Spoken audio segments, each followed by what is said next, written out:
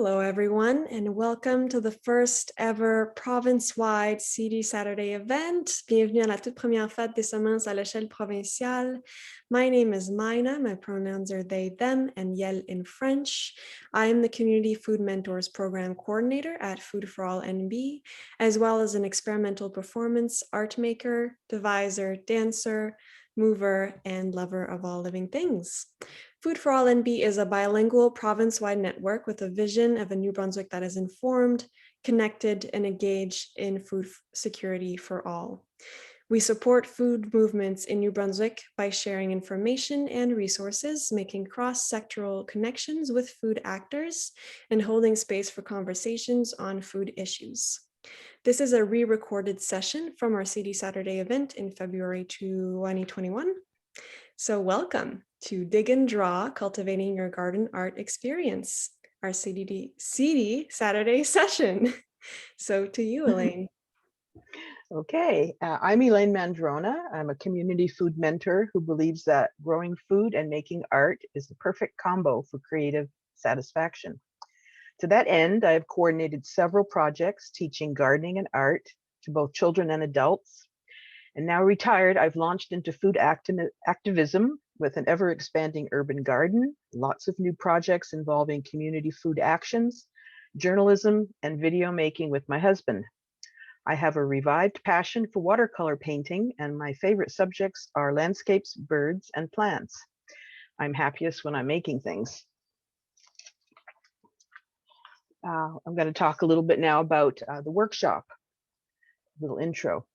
So gardeners and food growers, we know, are practical, hardworking people, and there's a limited window to get a whole lot of things done in the spring or the whole gardening season. So this workshop is about how to get more satisfaction, fun, and enjoyment out of your gardening activities by including a place for art making in a garden art journal through simple awareness and drawing exercises. Gardening and art making really have a lot in common. They're activities grounded in hope, belief in possibility, and the envisioning of the yet unformed. And both activities demand the willingness to try something new, not knowing how it's going to turn out, not knowing the outcome, and having the faith that your work will bear fruit or vegetables. And it's about accepting the mystery of creation and entering into it. Being a good gardener and a good artist both require honing your ability to observe. This starts with a quiet mind, a shift to open awareness, dropping of your assumptions, and a focus on process rather than outcome, and maintaining an attitude of non-judgment. It's about stopping the internal censor that thrives on mind chatter. To extend the garden metaphor, it's allowing yourself fallow time to just recharge. The vehicle that can power your creative explorations is the Garden Art Journal. It can contain your drawings, paintings, prose, poems, inspirations, and any ideas that are bubbling to the surface. You can also include information of a more scientific nature, or when you plant, growth measurements, the weather, and when things are ready to harvest. It can contain everything. It can be a simple, blank-paged, inexpensive sketchbook or something fancier and more precious. You can even make your own journal. So here's my journal. It's just a dollar store. Some drawings. Here's a bound one, more expensive, more permanent. Here's a tiny little one, in case you just want to pop something in your pocket.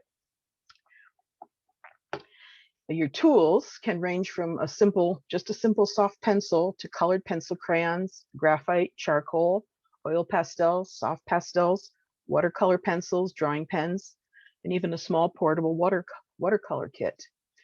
Each artistic medium embodies the imagination in a concrete and specific way, so it's fun to try them all. I encourage you to put together a little ready-to-go kit for yourself. I have this little zipper pouch for things. I have some soft pastels, oil pastels,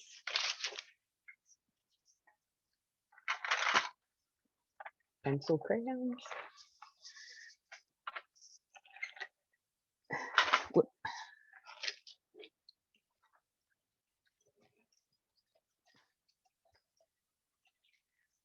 graphite. I like to recycle old purses sometimes.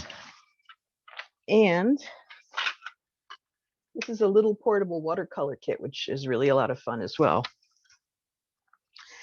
So with all these various tools, your style can range from detailed botanical drawings to quick spontaneous sketches, or just simple impressions of forms and color and light, whatever draws your attention. I encourage everyone to make a sacred space in their garden. It'd be a seat or a bench where you can go so others will know you shouldn't be disturbed because you're doing important garden artwork, really. Or you can get a little foldable stool that you can carry from place to place in your garden, following blooms or daylight, sort of the movable sacred. Also, garden art journaling is a great rainy day activity or something to do if you ever run out of other gardening tasks. It's my belief that everyone can make and enjoy art. Things rarely come out as you see them in your mind's eye, but this doesn't mean that you've failed. It means that the imagination is boundless, but when you're making something, you're reducing that inner vision down to physical materials in the physical world. So as you refine your skills, you can come closer to your vision, but more importantly, just have fun, be delighted by happy accidents, and feel free. Okay, so we're ready to start. Maïna is going to lead us in a grounding exercise to get us to be as present as possible in the moment and paying attention to our senses. We're going to take this time because it's about taking time. So I'll turn it over to Maïna. Thanks, Elaine. So life has been and continues to be stressful for many of us to varying degrees. Built up stress can make it very hard for us to enjoy life.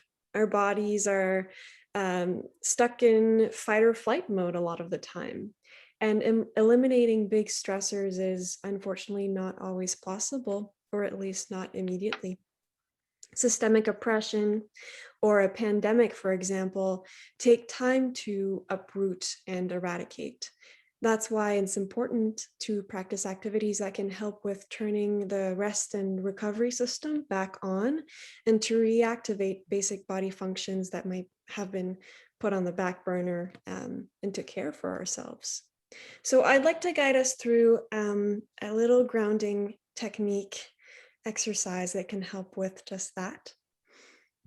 So we'll start by finding a stable and comfortable position.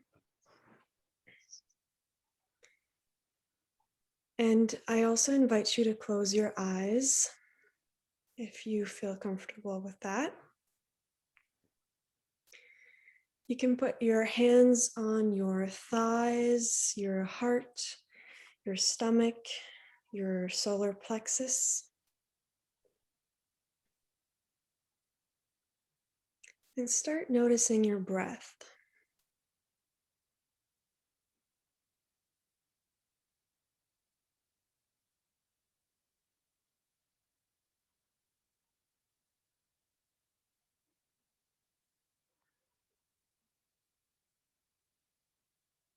There's no need to change anything about it. Just observe the breathing pattern.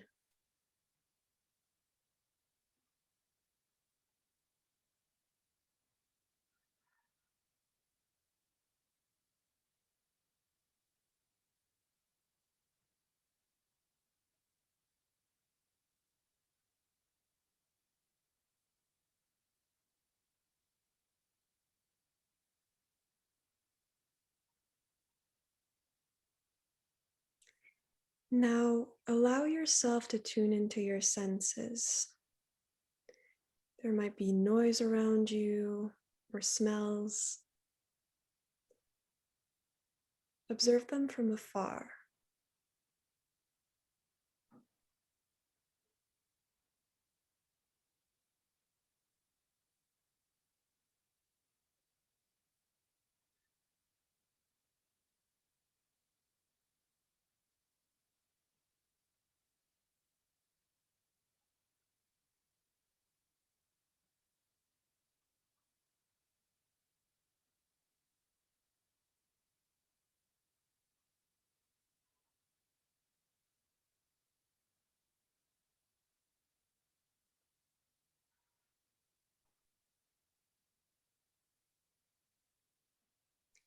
You may redirect your attention to the touch of your hands on your body, the weight of your body on the chair or the bed, wherever you are, the sole of your feet, if they're touching the floor.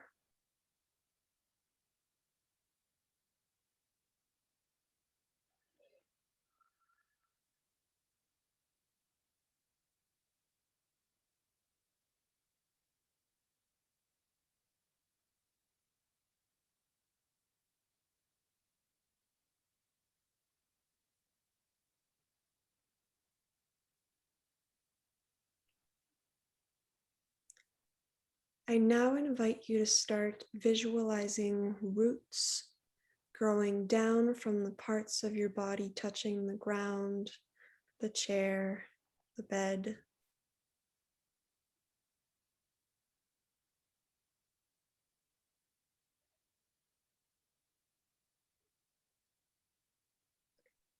Slowly but surely, the roots grow down into the ground, and you are supported by them.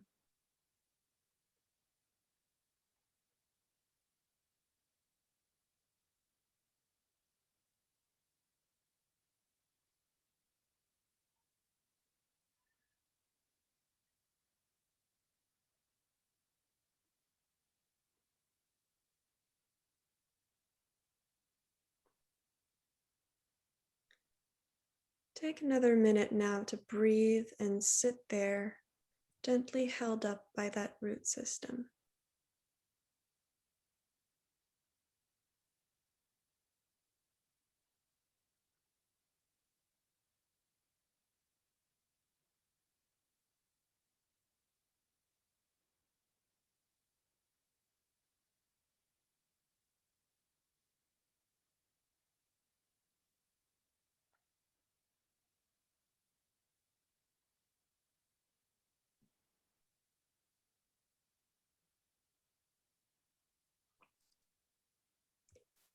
I now invite you to put your arms around yourself in a hugging position. And so on an inhale, we'll tense all of our muscles while hugging ourselves. We'll hold there for a bit. And on the exhale, we'll release all tension. And we'll do that a couple of times. So I'll cue you in. We'll inhale and hold and exhale and release everything. So again, hug real tight on an inhale. Hold. Exhale and release. And we'll do it again. Inhale and tighten all the muscles. Hold. Release. Inhale again and hold. Release. And one last time. Inhale and squeeze. Hold there. And release.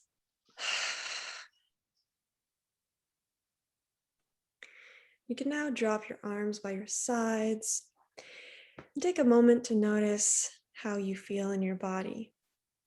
The depth of your breath, the activation in your body, or perhaps the release in your body.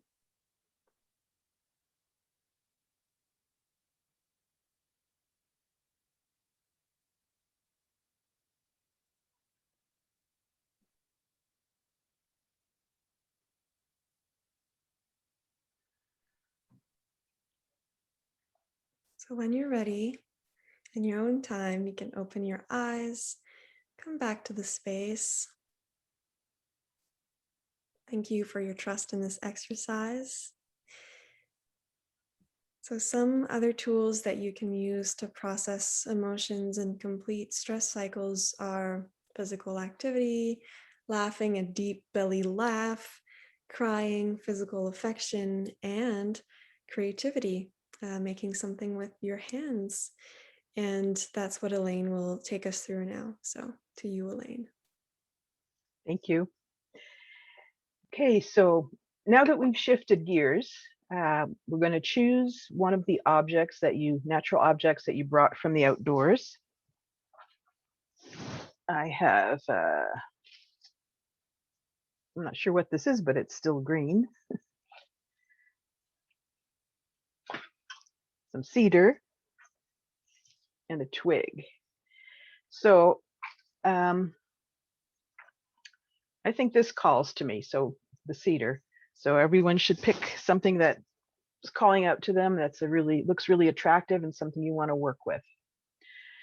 And so we're just going to sit with our object and observe it, just with our eyes. So notice its physical properties, its color, texture, shape, and line. Look at the way light falls on it. Notice the shadows. Notice its particular characteristics, if there's growth nodes, if there's little buds. And also notice the emotion and atmosphere in the room and how you feel about your plant object. Are you excited or are you a little bit sad? The more you look, the more you see. Because vision is the sense that takes in the most information, more than hearing or any other sense. So a lot will be going into the mind, but to try to include all of those visual details when you do start drawing is pretty well impossible. So making art really is a process of editing, recording, and expressing what stands out the most for you. So we were going to observe our project for 2 minutes. I'll be timing us, and then just let the impressions flow. And then afterwards, we're going to draw. So when I'll start the little bell, this means start, and you'll hear it again at the end.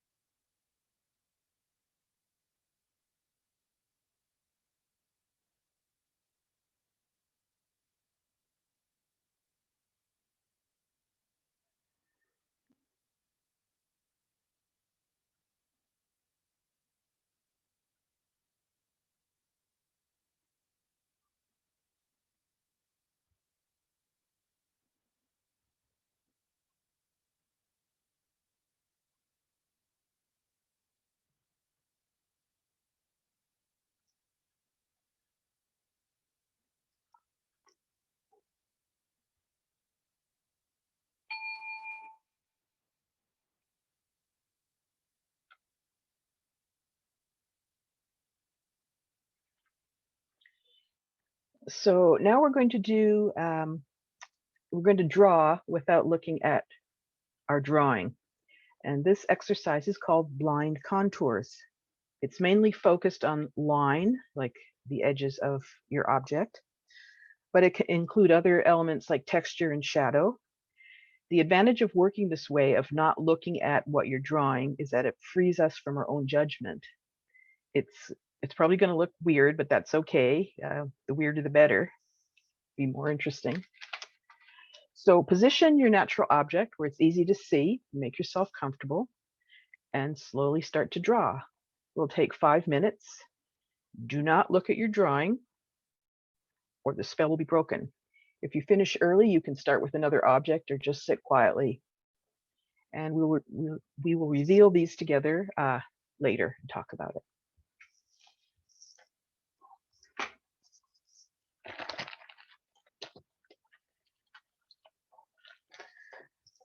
I'm going to work with graphite today. Okay, so starting 5 minutes, here's the little bell.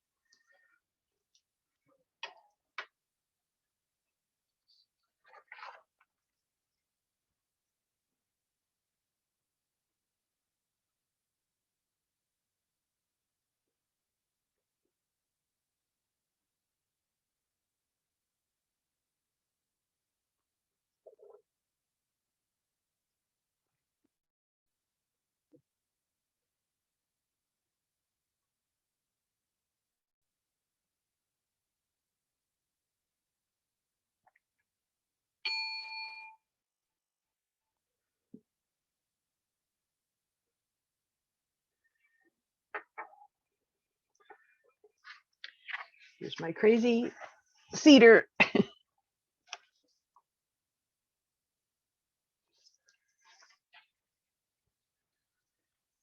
How about yours? Here's my plant. Oh, wow. It's great. My little house plant. I love this exercise. It's really fun. So I really like it because I'm not worried about anything. I'm just entering into the shape of the plant and really enjoying it. Mm-hmm. So we're going to do a second exercise now. You can work with the same natural object or change things up with another one or even several. Excuse me. This sensory exercise is similar to the first one. We will look at the object just like the last time, but also engage other senses. So we can feel it, notice the texture. Use your hands, move it across your body, see how it feels on your face or different parts. You can scratch yourself with it, sniff it, even taste it. I hope this isn't poisonous.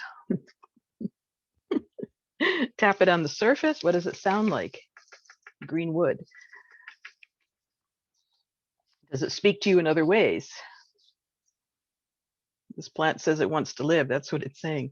So all of this sensory intake, you know, your mind's processing it, and it can come out in surprising ways once you start drawing. You can't even always predict it. It just comes out. So with this exercise, it's called continuous line, and we will allow ourselves to look at our drawings this time. Once you choose your drawing tool and begin drawing, however, you cannot lift your tool. It has to be one long line. So if you see something you forgot, you have to travel across the paper and do it that way. The trick is, again, to maintain a non-judgmental attitude about what you draw that you experienced in the first exercise. You can get a little fancy and change color or drawing implement if you want to, but if you lift off the paper, you have to start up again exactly where you took off.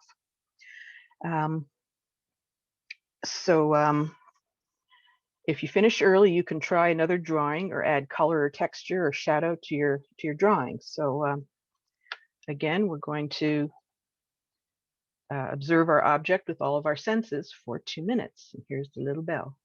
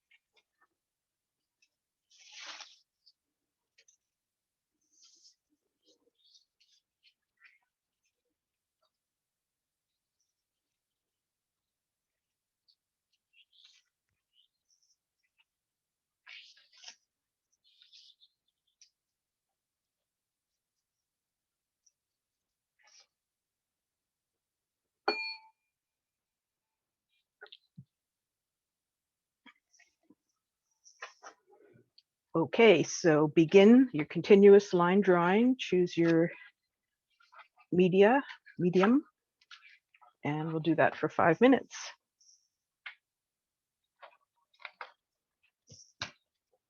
Starting now.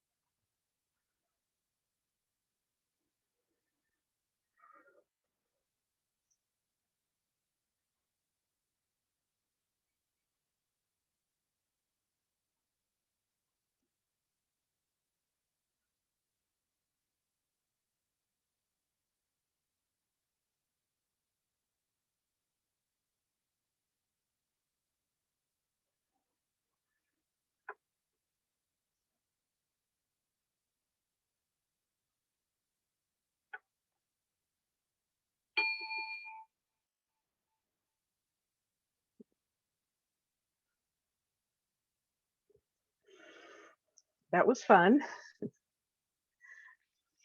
Here's my plant. That's so beautiful. Check out my very abstract apple. Oh, it's great. Thank you. You're hungry for lunch. Yeah. I find when I draw that way, after using all of my senses, the drawing is a lot more informed, like there's more feeling to it and more, even if it's just a line, somehow it's more alive. Do you have any feedback? Yeah, well, I've done this exercise before with a non-edible thing, and it was kind of fun this time to just take a bite and then also try to do something challenging in the sense that, like, if I'm not playing with color, this is very like sort of flat and shiny, and so what else is noticeable in texture and taste? And so that was just nice to take in more than the visual into account. Really good if you're in a garden too. You can just eat the peas and the veggies and keep Yeah, drawing. yeah. So that's the end of our exercises. In conclusion, I just want to say that focused and effective observation is a great skill for gardeners as well as artists. We're all working in microclimates with varying conditions, and no two gardens are the same. So to keep improving, we have to observe. And good artistic practice also involves observing the right brain stuff, then absorbing, incorporating, and expressing. But I want to take a little bit further towards the bigger picture and read you a quote from The Artist's Rule by Christine Walters Paintner. She says, "The regular practice of art making helps us cultivate creative ways of being in the world. Ultimately, our greatest act is living our daily lives. Creativity is about making space. It's about listening to ourselves and the world around us. We must see beyond the surface to the multiple dimensions of the world, opening ourselves to the newness that stirs there, because every moment holds transformative potential." I hope you enjoyed that, and I really hope you take up garden art journaling, and turn it back over to Maïna. Thank you, Elaine, and thank you to everyone who took the time to watch this video and ground yourself and create with us.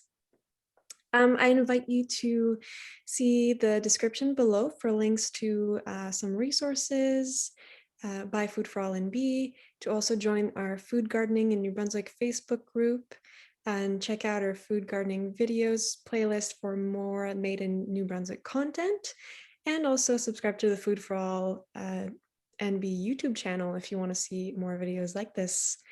I'd like to would like to mention that Elaine and I have been thinking about creating a zine. It's still something that's in the works, but we want to include a collection of nature-inspired drawings and writings, and we're open to other things too. And so if you're interested in getting involved and or contributing to the zine with the work you did today, you're welcome to email us. We'll leave our email addresses in the description below as well. So that's it for us. Thank you so much, everyone. Bye.